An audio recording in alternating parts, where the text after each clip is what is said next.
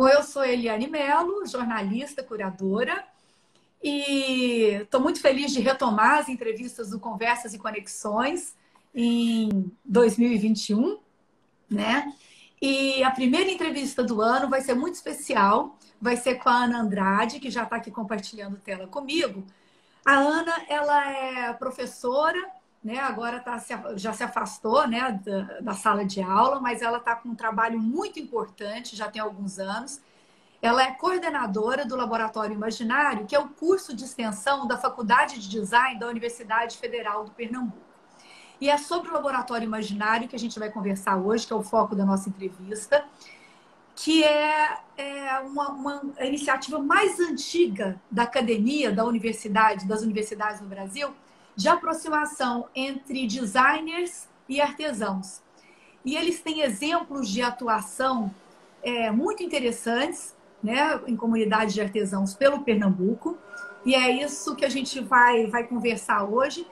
E eu gostaria, Ana, antes da gente começar com o primeiro exemplo, que eu gostaria que fosse com a Conceição das Crioulas, que você primeiro se apresentasse. Conta um pouco para a gente aí da sua trajetória. Boa noite, Ana. Boa noite, é um prazer estar conversando com vocês. A minha história é uma história, de fato, a vida toda trabalhei na academia. Então, fui professora do Departamento de Design muitos anos, cheguei a coordenar o curso de desenho industrial e fui convidada pela professora Célia Campos, na época, pró-reitora de extensão, para ir fazer compor a diretoria de cultura. E aí assumi a diretoria de cultura. Foi esse espaço da diretoria de cultura que deu a oportunidade de criar o projeto. Iniciou como projeto, porque era um começo, meio e fim, né, do Imaginário Pernambucano, e que foi crescendo, de projeto foi para programa, e de programa foi para laboratório. Na realidade, a minha origem é o departamento de design, e essa aproximação design e diretoria de cultura fez nascer o que hoje é o Laboratório de Design Imaginário. Então, e vocês sempre tiveram... Desculpa, Ana, pode falar. Não, desde aquele momento, que foi final dos anos 90 e início do ano 2000, a ideia da pró-reitoria na época era trabalhar com a questão da transformação social. O reitorado do professor Mozart tinha esse mote, né? Vamos trabalhar a universidade a favor das transformações sociais. E dentro desse mote foi que a gente montou a pró-reitoria, a diretoria de cultura, a diretoria de extensão, e trabalhávamos de forma muito, vamos dizer, coordenada, de tal sorte que deu para montar esse projeto, e esse projeto foi consolidando e chega até hoje, que realmente é uma raridade. Pois é, Ana.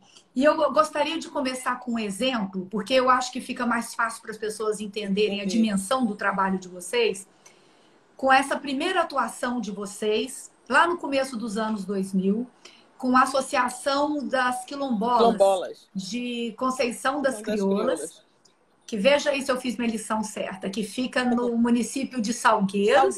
Certíssima. A 550 quilômetros de Recife, onde vocês estão localizados. Isso. Mas a atuação em loco, né, a presença de vocês lá na comunidade foi fundamental para o sucesso dessa iniciativa, dessa intervenção da Faculdade de Design com essa comunidade de artesãs quilombolas. Conta pra gente por que isso foi fundamental, Ana. Veja, eu acho que tem umas constelações assim que se juntam, de estrelinhas que se juntam algumas vezes na vida. Começou com aqueles programas da Família Solidária, Universidade Solidária, Comunidade Solidária.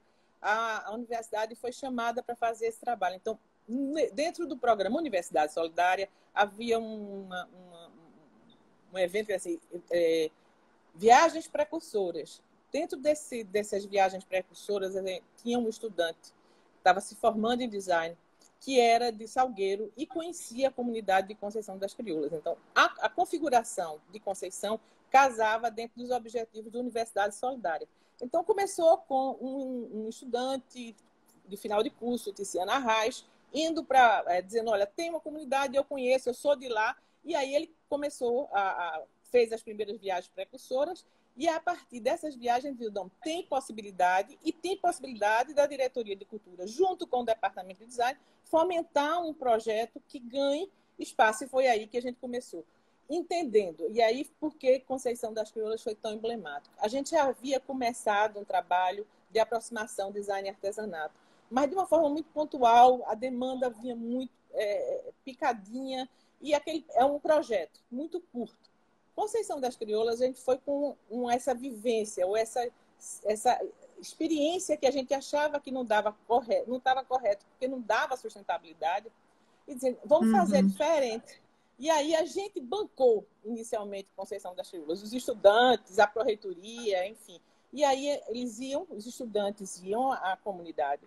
E aí eu conheci a comunidade, ver quais eram as necessidades, qual era a grande questão, quais eram as grandes questões. Por exemplo, a questão da posse da terra era uma questão muito delicada, havia uma briga de poceiros, havia também outras coisas muito interessantes, era uma banda de pífanos. Então a gente foi o departamento de música trazer para conhecer melhor.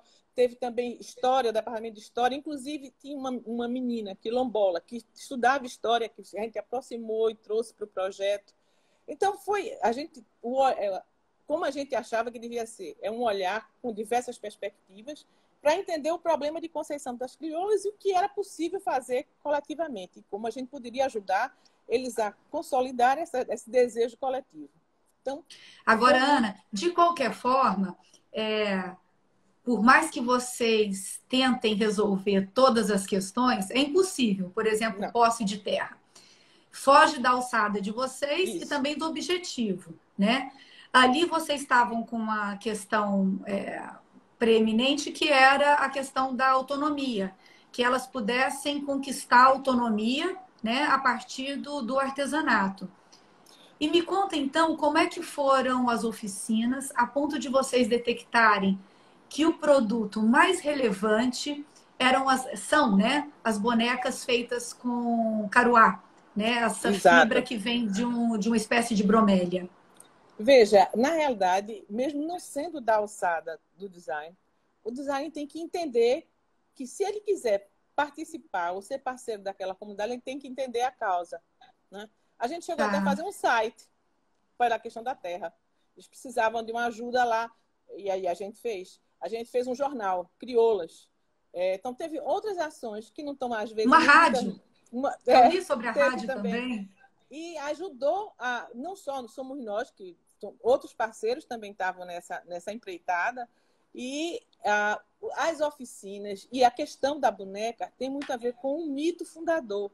Quer dizer, a comunidade de Conceição das Crioulas surgiu a partir da iniciativa de 6 negras. Então, é uma comunidade em que o papel feminino, o papel da mulher foi muito importante. E a partir desse reconhecimento que está lá, da materialização dessa história nas bonecas, que foi que deu a força. Vamos dizer, você está junto, você conhecer, você vê, aí essas coisas vão aflorando e vão surgindo naturalmente. Então, por isso que estar perto e ter conhecimento é importante, e principalmente ganhar a confiança da comunidade. Não é uma coisa que você vai ali, passa e vai embora. Não, você vai criando uma relação que não é uma relação de dependência, é uma relação de autonomia, mas não deixa de ter afeto, não deixa de ter a amizade, mas é de autonomia, não é de dependência. E conhecer esse pessoal foi fundamental. Estar perto e fazer essas oficinas e trocar. Teve produtos que a gente nem mexeu. Um produto de barro feito à mão, a gente nem tocou. É tão bonito e que não precisava de intervenção nenhuma. As bonecas poderiam ter intervenção, porque poderiam representar essas figuras, vamos dizer assim, emblemáticas da cidade, da comunidade. Foi aí que a gente... Ana, e me chamou a atenção a forma como vocês se aproximaram e a sensibilidade de vocês para perceber algumas questões, por exemplo, de que forma as bonecas poderiam ter uma relação de identidade com essas mulheres quilombolas. Eu achei isso de uma riqueza e de uma beleza. Eu queria que você nos contasse um pouco como é que vocês fizeram, junto com elas, né, com essas artesãs, vocês designers e elas artesãs, para que elas se vissem nessas bonecas. Na realidade... Para que criasse a relação de identidade.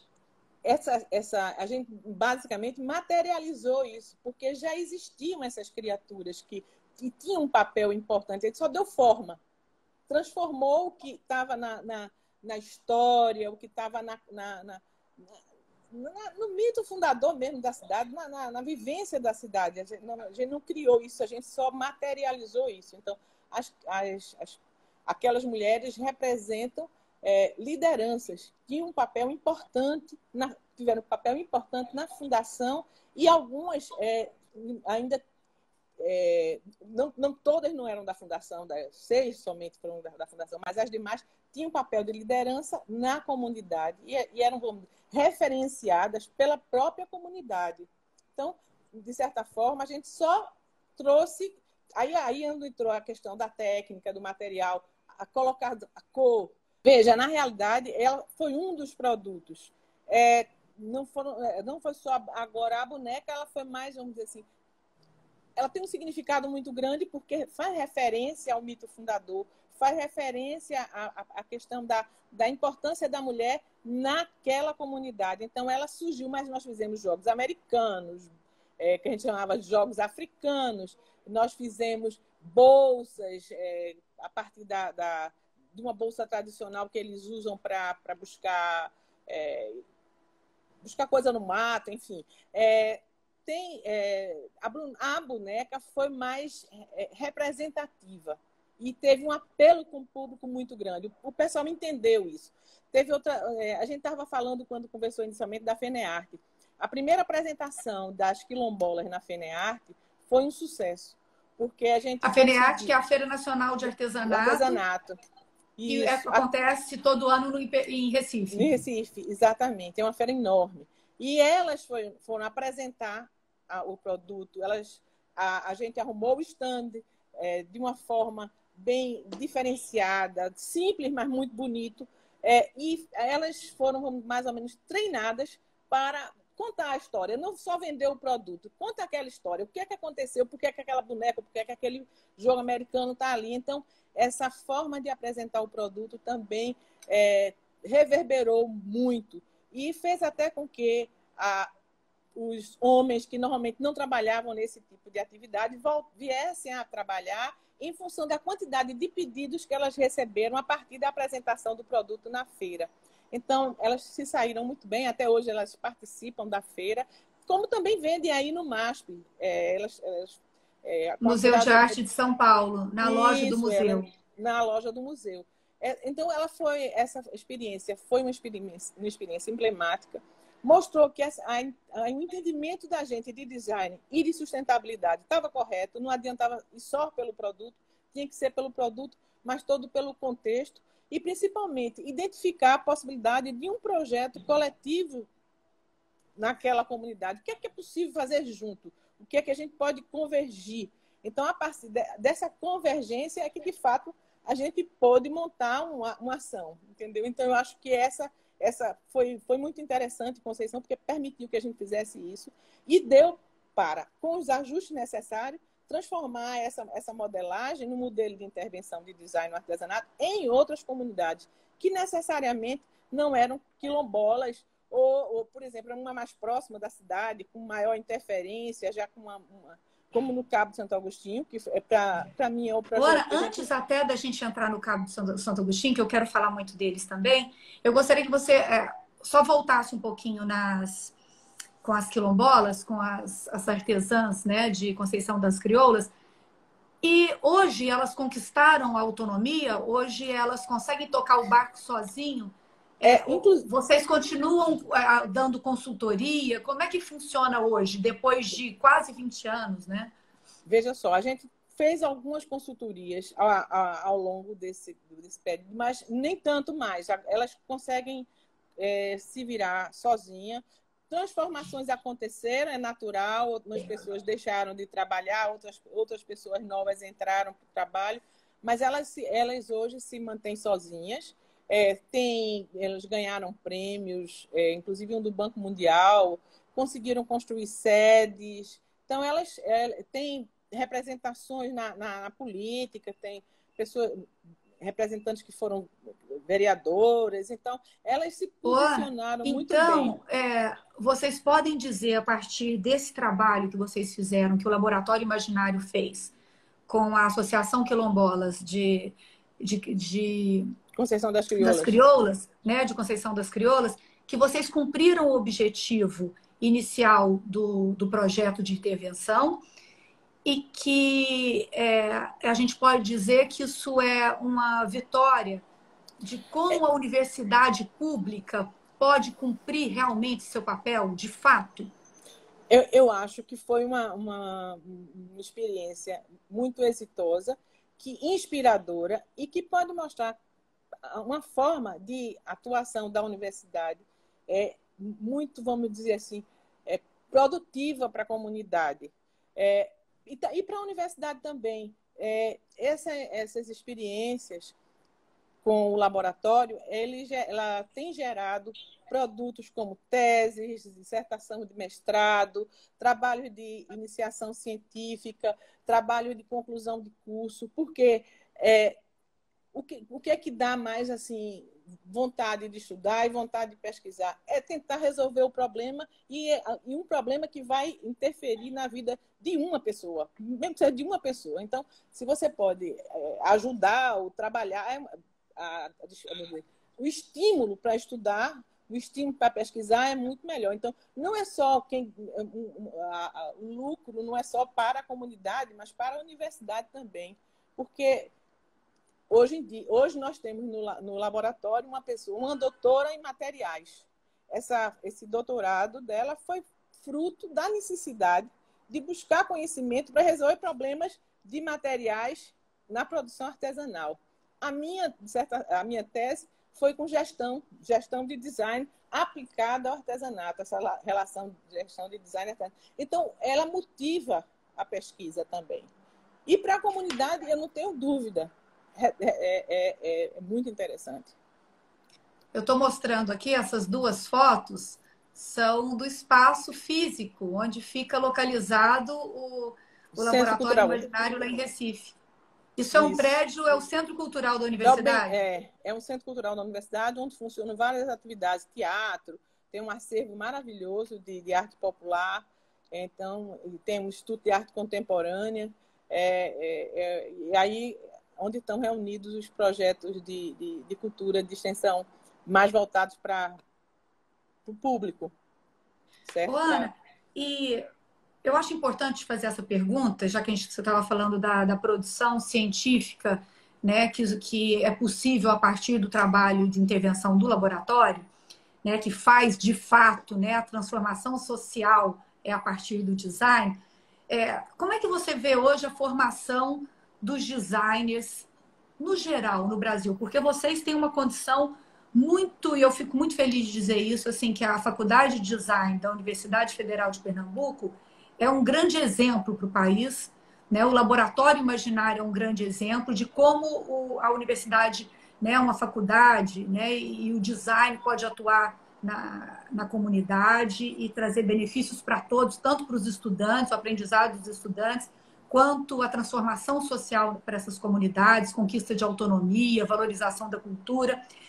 Agora, a gente está falando de um exemplo muito bem sucedido na Universidade Federal do Pernambuco.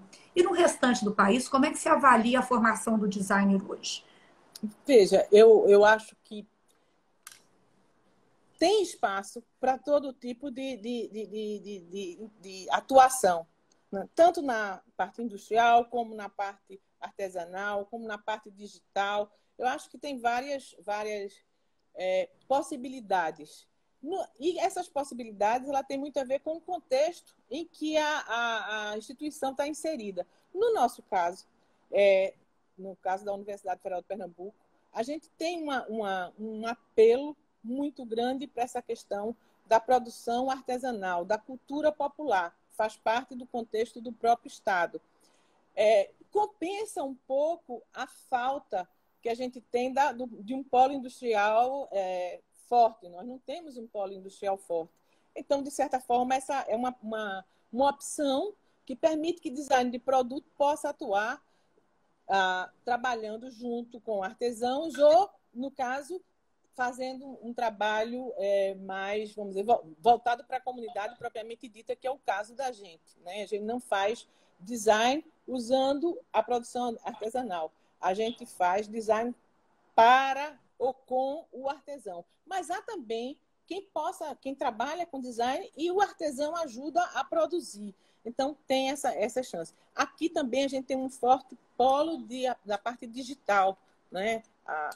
A parte de design gráfico também. Então, no caso, a nossa formação está muito carregada desse tipo de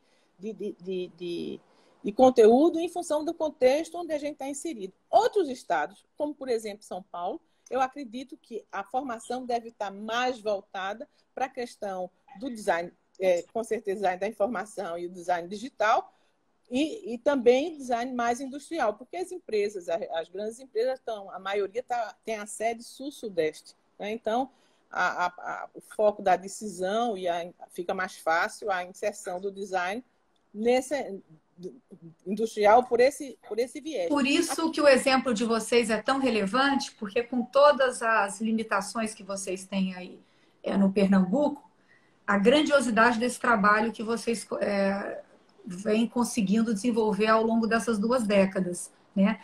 Ana, eu queria que você falasse um pouco sobre o modelo, sobre os eixos, né?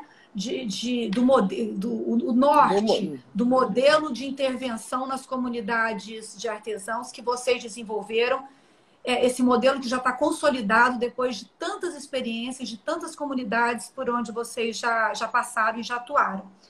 Né? Um pouco sobre gestão, produção, mercado, comunicação. Eu sei que é muito amplo, mas eu tenho certeza que você consegue dar alguns exemplos de cada um desses eixos. É importante. Certo, com certeza. Veja, está inclusive aparecendo aí uma foto de Dona Sônia. Ela é uma artesã, ela tem problema visual e ela trabalha no cabo. Esse trabalho, ele dá tantas oportunidades, abre tantas opções. É impressionante, porque na hora que você está junto da comunidade, você vê as coisas acontecerem. Então, ele abre espaço para pessoas que têm deficiência, por exemplo, deficiência visual, no caso da Dona Sônia. A gente já viu oportunidade de trabalhar com gente que tem problema com droga. Embora não tenha sido foco, mas precisou, a gente conversou com o grupo aceitou. Então, há muitas possibilidades. Agora, por quê? Porque ele está muito próximo da realidade. O eixo, o foco da gente é a comunidade e o que ela produz. Esse é o grande eixo, entender a comunidade e o que ela produz. Porque o que a gente oferece para grupos, a gente não trabalha com indivíduos, a gente trabalha com grupos. Então, quando você olha o grupo, quando você olha a potencialidade desse grupo e as dificuldades também, você pode compreender como interferir na produção, de que maneira você pode produzir melhor, gastando menos energia e esforço, de que maneira você pode, e isso aí você insere, no caso de produção, vou dar um exemplo, insere algumas máquinas, por exemplo, no caso do cabo, a gente colocou uma maromba, porque o trabalho de tratar o barro era feito manualmente. E aí isso dava um cansaço, o cara tem até uma luxação no braço. Então você traz uma máquina que vai ajudar o cara a fazer aquele serviço e ele não vai se machucar mais com aquilo. No caso por exemplo, do mercado, o que é que ele deve produzir?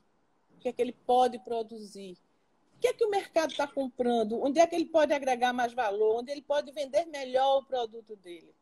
Então, ele discute a produção, ele discute preço, ele consegue precificar, ele tem instrumentos para ele ajustar o que é que ele gasta e qual é o valor do trabalho dele e o quanto ele pode vender. Então, ele trabalha essa questão. Quando você está trabalhando produto propriamente dito, você vai buscar o que é que ele gosta de produzir, o que é que ele faz melhor, o que é que ele tem interesse, como é que ele pode potencializar aquilo ali. Ele gosta de trabalhar peças grandes, gosta de trabalhar peças pequenas. Então, monta um portfólio de conjunto, né? Não só o dele, de conjunto. Esse, por exemplo, aí é seu Celé, uma figura emblemática. Ele é um doce de criatura e foi quem sustentou por muito tempo a questão do cabo, a tradição do cabo, que é oleira, trabalham com torno e era basicamente filtro, né? Como quando a gente chegou lá já havia havido outros momentos mais interessantes, mas nesse momento estava só filtro muito baixo, o valor agregado baixíssimo. Foi quando eles começaram a investir em outros produtos e a gente junto ajudando a entender qual a vocação, qual o gosto, qual a identificação de cada um com o produto. Por exemplo, tem um senhor chamado Kleber, ele adorava fazer pequenininhas. Então, vamos fazer flor pequenininha, porque Kleber gosta de trabalhar a coisa delicada, pequena. Já o outro gosta de fazer grande, vamos fazer grande. O que é que a gente pode fazer? Então, ajudar, estimular a criação. Ela não é nossa, mas a gente estimula, provoca essa criação e tenta ajustar para que ele possa ter um valor de mercado maior.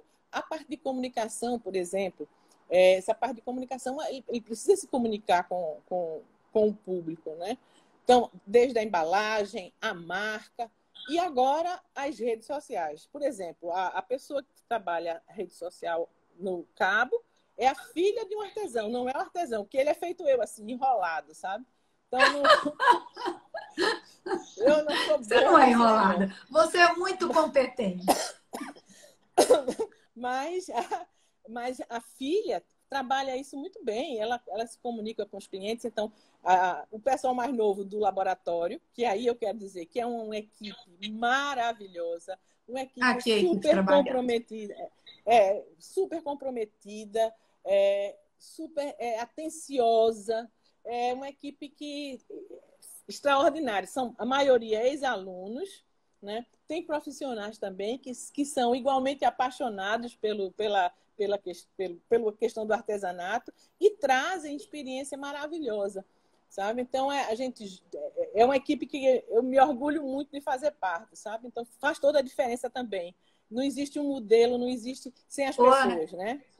A gente está tendo tanto comentário aqui. Gente, eu até peço desculpa que eu não estou reverberando aqui os comentários de vocês, mas é que o tempo é tão curto para aproveitar assim, a riqueza da Ana, né, do trabalho do Laboratório Imaginário, que eu estou encaixando uma pergunta atrás da outra.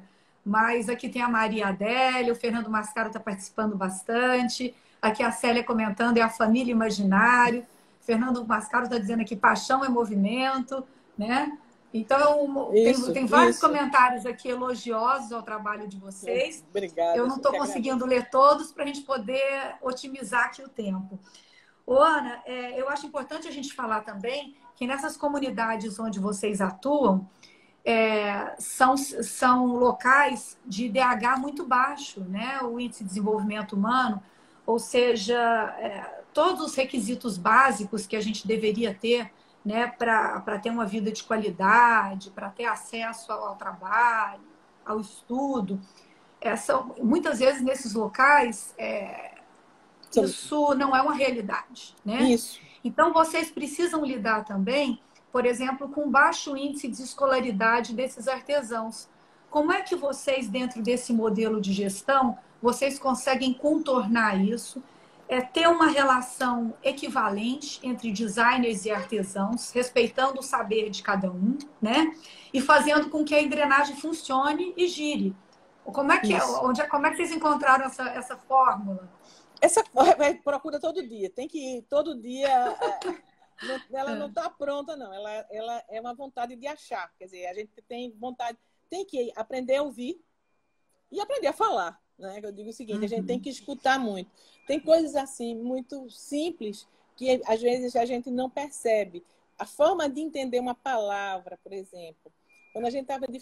Essa chega a ser até engraçado, porque a gente estava definindo uma dimensão de uma peça para poder calcular o preço da peça em função do tamanho dela e da ocupação no forno a gás. A gente passou um tempo para entender a questão da altura, largura e profundidade. Porque toda vez que a gente dizia profundidade, ele entendia que tinha que ser debaixo do chão. Então, olha que curioso. Até a gente entender que profundidade não era a profundidade que a gente estava falando, demorou um pouco, mas a gente entendeu e foi. Entendeu? Então, tem que estar disponível a ouvir, perguntar,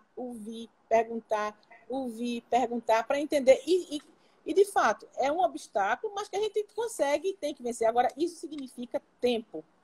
Tempo, inclusive, porque é um tempo onde você estabelece a relação de confiança. Porque isso é fundamental. Fundamental.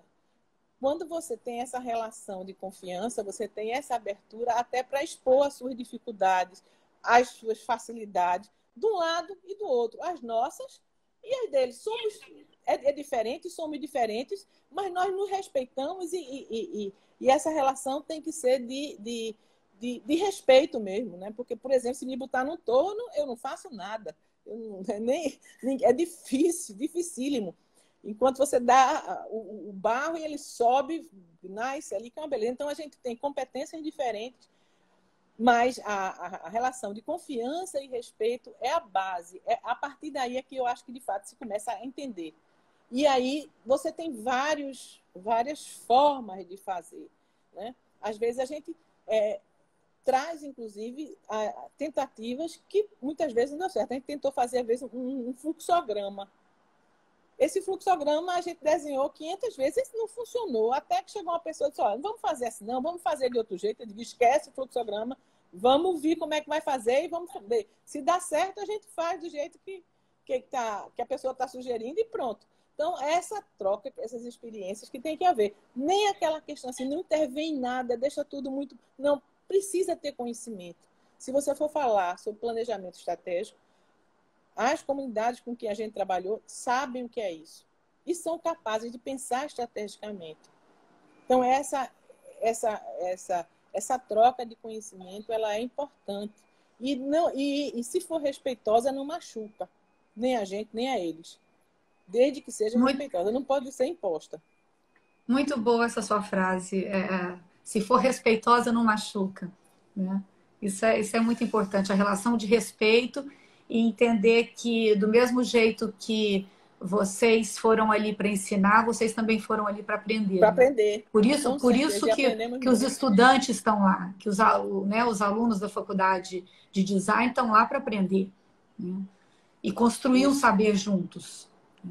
Ana, eu queria que a gente ainda falasse um pouquinho, a gente só tem 7 minutos, sobre a comunidade Cabo de Santo Agostinho, que é uma comunidade que fica na região metropolitana de Recife, isso, de artesãos, né, de olaria, de trabalhar com torno, a cerâmica, você chegou a citar agora há pouco. Por que a gente falou muito do exemplo de Conceição. Das crioulas. E agora eu queria que você falasse um pouco dos meninos de Santo Agostinho, porque é um outro exemplo muito emblemático. Ali vocês tinham um desafio muito grande, que era... Um deles era os fornos não podiam mais usar a lenha que vinha da Mata Atlântica, né? O IBAMA proibiu. Como é que vocês foram buscar soluções? E outra, levar autonomia para esses meninos, isso, que num dos depoimentos deles, que eu achei muito interessante, um deles disse: eu trabalho tanto, por que eu ganho tão pouco? Né? Tão pouco. Que é uma pergunta que todo mundo faz, né? Todo mundo se faz essa pergunta, vai me dizer que você não se faz.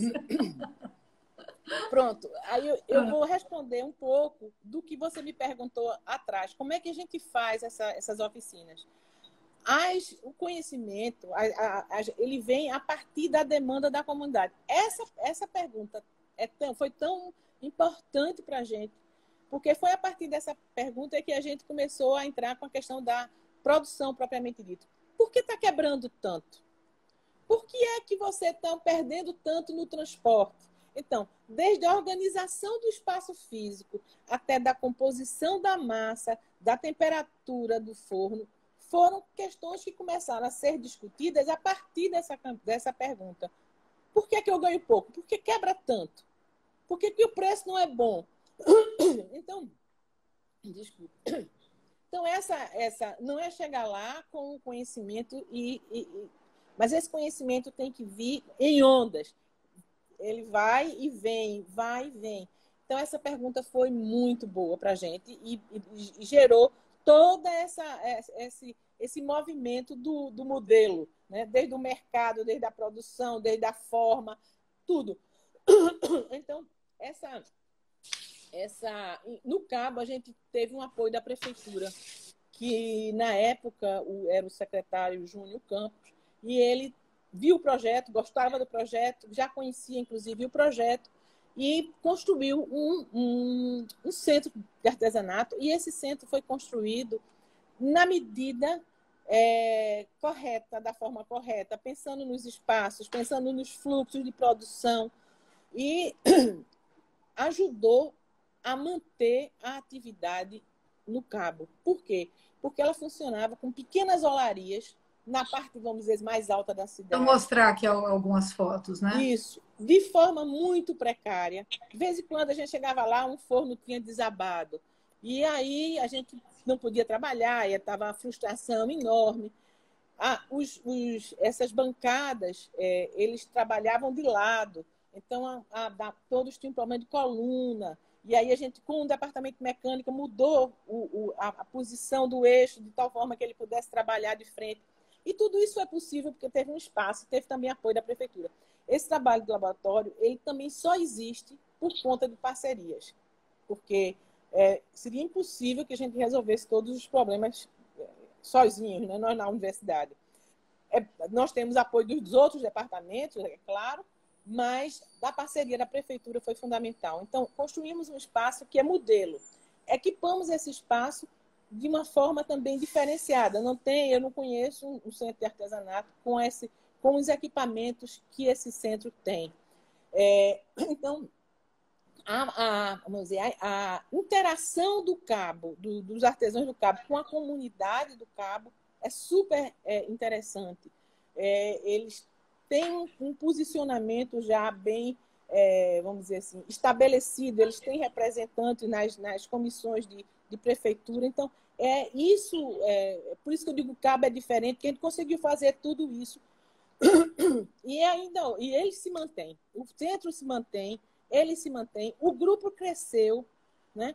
E eles foram muito generosos. Os produtos ficaram muito bonitos, né? Com um desenho muito contemporâneo. Isso. Esse, por exemplo, que você está mostrando, desses castiçais iniciais, esse aí, ele partiu do que chamam um prato de curau, que era um prato, uma seção disso é um pratozinho que o canavieiro levava para o canavial para se alimentar e deixava, porque era tão barato que eles nem traziam de volta. Muitas vezes deixavam o prato no canavial.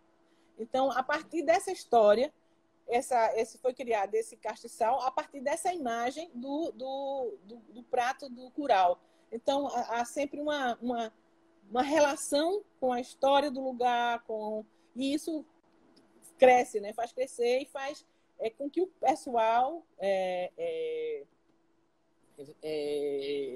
valorize, né? Como Célia está matando, eu estou vendo aqui, é o famoso pato curau, ou o que chama o alguidar. O alguidar. Que foi a referência para a criação de novos produtos. Então, o Cabo foi uma possibilidade real de fazer uma mudança grande e que iria se acabar, porque hoje, no local onde hoje funcionavam as olarias, já não funciona mais. Primeiro porque está muito povoado, a lenha polui, a dificuldade de tirar lenha. E a gente conseguiu, com a empresa de gás local, um abastecimento a gás também. Então, eles têm forno elétrico, têm forno a gás. Então, a matriz, vamos dizer, energética deles é diversificada. Então, não quer dizer que esteja pronto. Sustentabilidade. Né? Vocês acharam uma solução sustentável também. E eles agora também trabalham com as escolas. Eu vou precisar te interromper, porque já vai terminar nosso tempo, mas eu quero fazer uma homenagem aqui a todos esses artesãos e artesãs, né? Essas pessoas que são, como você diz, guardiões, né? do nosso patrimônio material. E quero até citar aqui o seu Celé, né? Tem um outro, o Nena, né? Através deles, homenagear todos esses artesãos que detêm esse saber, que detêm a nossa cultura, né?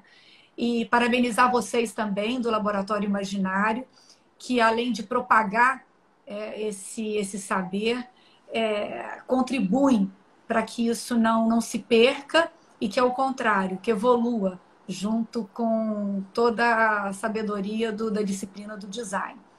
Ana, obrigada pela sua entrevista. A gente vai manter contato, né? E eu Ótimo. gostaria que você deixasse aqui uma mensagem final, né? Você que foi professora durante tantos anos, é pesquisadora e está à frente do laboratório.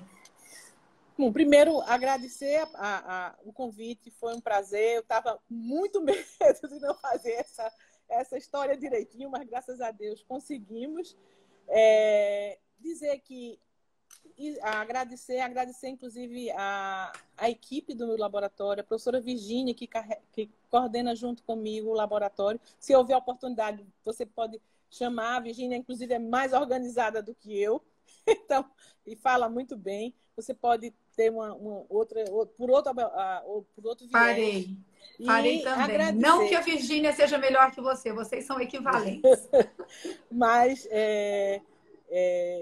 agradecer, só agradecer, porque a gente faz no laboratório trabalhando com muito prazer, sabe? Então, esse prazer de sair todo dia de manhã e ir para trabalhar é uma alegria, é o que dá, vamos dizer assim, vontade de viver, né? Você encontrar pessoas que você gosta e que são competentes e que são engajadas, que compartilham valores e princípios.